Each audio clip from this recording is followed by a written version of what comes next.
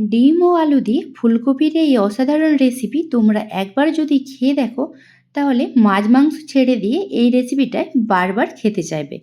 So hello guys, welcome to Shraboni cooking channel. আজকে আমি বানাবো ডিম আর আলু দিয়ে ফুলকপির একটি অসাধারণ রেসিপি। তো তোমরা অবশ্যই এভাবে ট্রাই করে দেখো। যেহেতু দেখতে দেখতে শীতকাল পড়েই গিয়েছে, তো আমাদের ফুলকপি এখন প্রায় সবাইদের বাড়িতেই হয়ে থাকে। তো তোমরাও এইভাবে ট্রাই করো, আশা করি ভালো লাগবে। তো আমি ফার্স্টে এখানে রসুনগুলো খোসা ছাড়িয়ে নিয়েছি, আদা আর নিয়েছি এখানে 3টে শুকনো লঙ্কা। তো এগুলো আমি পেস্ট করে নেব, সেই কারণে নিয়ে নিয়েছি, আর কোয়ান্টিটি দেখতেই পাচ্ছ তোমরা। আর এখানে নিয়ে নিয়েছি ফুলকপি, আলু আর ডিম। ডিম সেদ্ধ করে খোসা ছাড়িয়ে নিয়েছি। আর ফুলকপি আলুগুলো আমি লবণ আর হলুদ জলে কিছুক্ষণের জন্য ডুবিয়ে রেখেছিলাম। তো এরপরে দেখো কড়াইতে ভালো করে তেলটা গরম করে নিয়েছি। এরপরে আমি সেদ্ধ করে রাখা ডিমগুলো ভেজে নেব।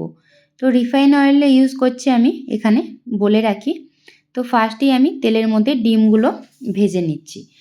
তো 4টে ডিম নিয়েছি এখানে, আর দিয়ে দিলাম কিছুটা পরিমাণ হলুদ গুঁড়ো, আর দিয়ে দেব এর সাথে আমি কিছুটা পরিমাণ লবণ। তো এতেই বাকি সবজিগুলো ভেজে নেব। ডিমগুলো চলো এখন ভালো করে ভেজে নিচ্ছি উল্টে পাল্টে। তো একদম লাল করে ভাজবো না, ঠিক এইভাবে দেখো মোটামুটি মিডিয়াম ভেজে নিয়েছি। এরপরে আমি চামচ দিয়ে তুলে নিচ্ছি ডিমগুলো। যেহেতু ভাজা হয়ে গিয়েছে, আমি এক এক করে 4টে ডিমই তুলে নিলাম। এরপরে আমি এই তেলের মধ্যেই দিয়ে দেব কেটে রাখা আলুগুলো। তো আলুগুলোও দিয়ে দিলাম, আর আগে থেকে যেহেতু হলুদ আর লবণ দিয়েছি একটু বেশি পরিমাণে, সেই কারণে আলুতে আর দিলাম না। তো সমস্ত আলুগুলো আমি দিয়ে দিলাম।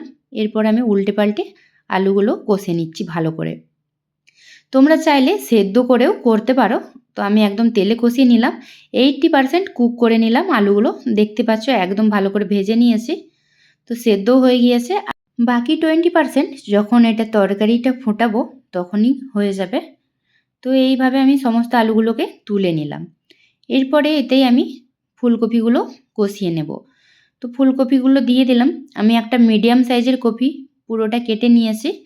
তেলের মধ্যে ভালো করে ফুলকপিগুলো কষিয়ে নেব। তো তোমাদের আবারও বলে রাখি, তোমরা চাইলে কিন্তু ফুলকপি আর আলুটা কিছুটা হালকা করে সেদ্ধ করে নিতেও পারো। আমি এখানে তেলে কষিয়ে নিলাম যাতে করে আরও টেস্টটা ভালো লাগে। তো এরপরে দিয়ে দিলাম পরিমাণ মতো হলুদের গুঁড়ো, আর দিয়ে দেবো এখানে আমি কিছুটা পরিমাণ লবণ। তো আবারও ভালো করে কষিয়ে নিচ্ছি। তেলে এভাবে কষিয়ে নিলে টেস্টটা অনেক ভালো লাগে। তোমাদের যদি এত তেল পছন্দ না হয়ে থাকে তো তোমরা সেদ্ধ করে নিও। তো দেখো ফুলকপিগুলো এখন ভালো করে ভাজা হয়ে গিয়েছে। আমি এখন ফুলকপিগুলো চামচ দিয়ে নামিয়ে নেব।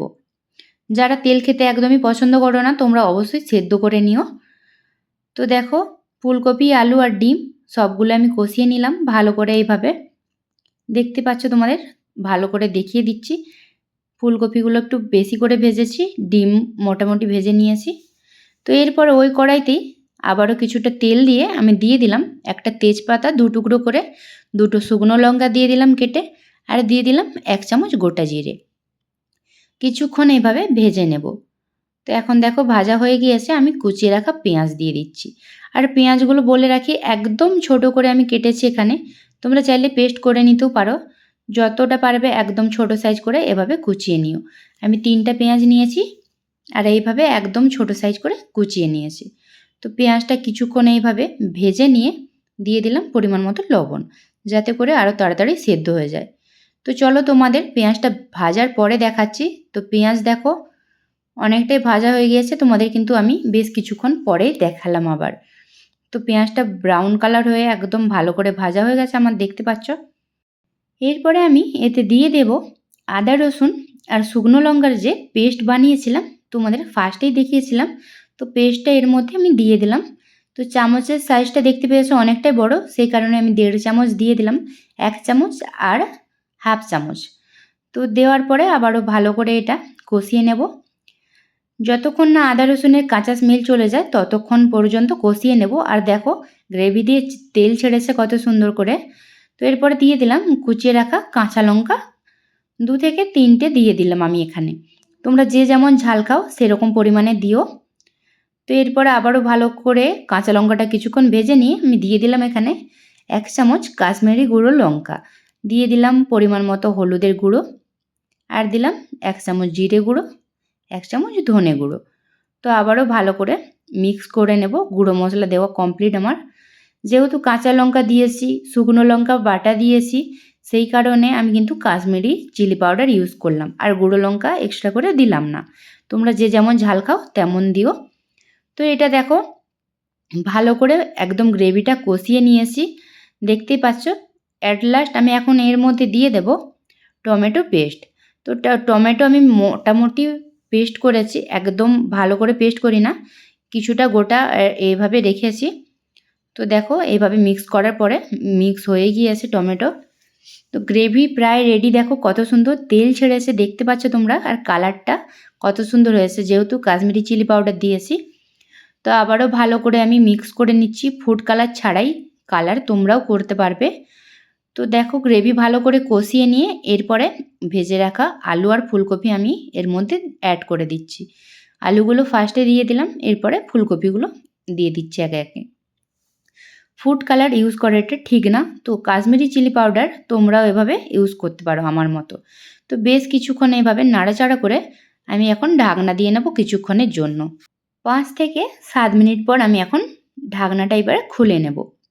তো 5 থেকে 7 মিনিট ভালো করে ফুলকপি আর আলু কষিয়ে নিলাম। আর যখন এটা ভেজেছিলাম তখনই অলরেডি আমার 80% কুক হয়ে গিয়েছিল, সেই জন্য সেদ্ধ করার কোনো ব্যাপার নেই তেমন। তো আবারও ভালো করে আমি এটা মিক্স করে নিচ্ছি। ঢাকনাটা দিয়েছিলাম যাতে গ্রেভির সাথে ভালো করে কষানো হয়। তো এইভাবে ভালো করে কষিয়ে নিয়ে আমি জল অ্যাড করে দিলাম। তো আবারও বলে রাখি, সবজি আর গ্রেভি কিন্তু একদম শুকনোভাবে কষিয়ে নিয়ে তারপরে জল অ্যাড করবে, এর আগে জল অ্যাড করো না, তাহলে টেস্টটা কিন্তু সেরকম একটা সুন্দর হবে না। সেই কারণে ভালো করে কষিয়ে তারপরেই জলটা দিও। তো এইভাবে ভালো করে জল দিয়ে দিলাম। বেশ কিছুক্ষণ পর দেখো এখন ফুলকপি আর আলুটা ফুটছে, দেখতে পাচ্ছ তোমরা। তোমাদের দেখাচ্ছি আরও সামনে থেকে ভালোভাবে। এরপরে আমি ফুলকপি আলু এইভাবে কিছুক্ষণ কুক করে নেওয়ার পরে আমি ডিমগুলো অ্যাড করলাম, কারণ ডিমটা বেশিক্ষণ লাগবে না। তো এই কারণে একটু লেট করে দিলাম। তোমরাও একটু ডিমটা লেট করে দিও, নাহলে কিন্তু এটা বেশি সেদ্ধ হয়ে যেতে পারে। তো আবারও ভালো করে আমি মিক্স করে নিচ্ছি। তো কত ইজি তোমরা দেখতেই পেলে। মাংস, ডিম, মাছ ছেড়ে দিয়ে তোমরা আশা করি এটা খেতে চাইবে। ডিম আর আলু দিয়ে ফুলকপির এই রেসিপি কেমন লাগলো কমেন্টে অবশ্যই জানিও। ভালো লাগলে লাইক, কমেন্ট অ্যান্ড শেয়ার করে দিও। তো দেখো একদম শেষে আমি দিয়ে দিলাম এখানে 1 চামচ গরম মশলার গুঁড়ো, আর যেটা দেব ধনেপাতা। তো ধনেপাতা একটু কুচি করে আমি দিয়ে দিলাম উপর থেকে। কেমন লাগলো রেসিপিটি অবশ্যই জানিও। ভালো লাগলে অবশ্যই লাইক, কমেন্ট, শেয়ার করে দিও। আর আমার চ্যানেলে নতুন হয়ে থাকলে চ্যানেলটিকে অবশ্যই সাবস্ক্রাইব করে পাশে থেকো আরও নতুন নতুন রান্নার রেসিপি দেখার জন্য। পাশে থাকা বেল আইকনটি অবশ্যই ক্লিক করে দিও, যাতে করে নোটিফিকেশান সবার আগে তোমার কাছে চলে যায় আমার রান্নার। তো রেসিপিটি ভালো লাগলে অবশ্যই একটি লাইক করে দিও। তোমাদের একটি লাইক আমাদের আরও নতুন নতুন রান্নার রেসিপি করতে আরও সাহায্য করে। তো এইভাবে তোমরা খুব সহজে বানিয়ে নিতে পারবে ডিম আর আলু দিয়ে ফুলকপির এই অসাধারণ রেসিপি। তো চলো আজকের মতো টাটা, দেখা হচ্ছে নেক্সট কোনো ভিডিওতে।